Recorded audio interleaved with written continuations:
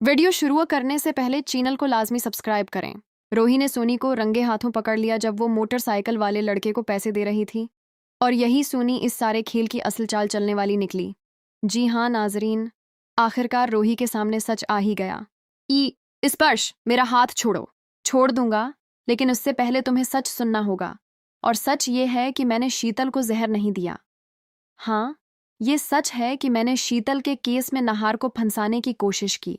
इस जहर की बोतल पर मैंने नहार के फिंगर प्रिंट्स लगाए थे, और फिर मैंने ही अस्पताल में नहार को फ़ोन करके बुलाया। मैंने सोचा कि शीतल के कमरे में थोड़ी सी आग लगा देता हूं तो पुलिस को यकीन हो जाएगा कि नहार ही उसे मारना चाहता था। लेकिन आग काबू से बाहर हो गई और बदकिस्मती से शीतल मर गई। ट्रस्ट मी रोही, मुझे नहीं मालूम था कि शीतल मर जाएगी। मैं तो बस नहार को हम दोनों की जिंदगी से दूर करना चाहता था। वो शीतल से शादी कर रहा था, लेकिन फिर भी तुम्हारे पीछे था। मैं बस उसे हमसे दूर करना चाहता था।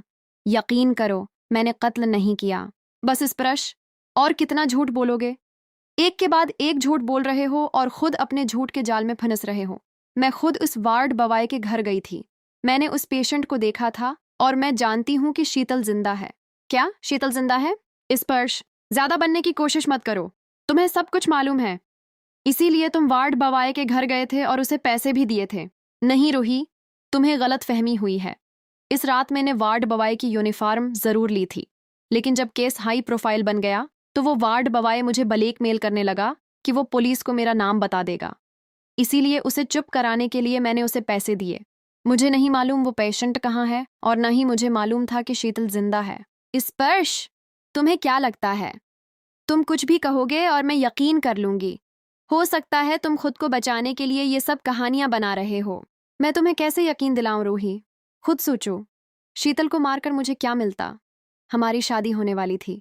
मैं तुमसे शादी करना चाहता था और तुम्हें नहार से दूर ले जाना चाहता था। ठीक है, मान लिया कि तुमने जहर नहीं दिया, लेकिन उससे तुम्हारा जुर्म कम नहीं हो जाता। तुमने सबूतों के साथ छेड़छाड़ की, नहार को फंसा या और आईसीयू में आग लगाई। मैंने ये सब तुम्हारे लिए किया। अगर मेरे फिंगर प्रिंट्स आ भी जाते तो क्या हो जाता? कम इस कम नहार जी जेल तो नहीं जाते। तुमने ऐसा कैसे किया स्परिश?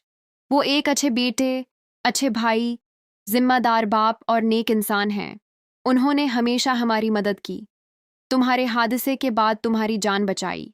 यहाँ तक कि लोहड़ी का त्यौहार भी तुम्हारे लिए मनाया।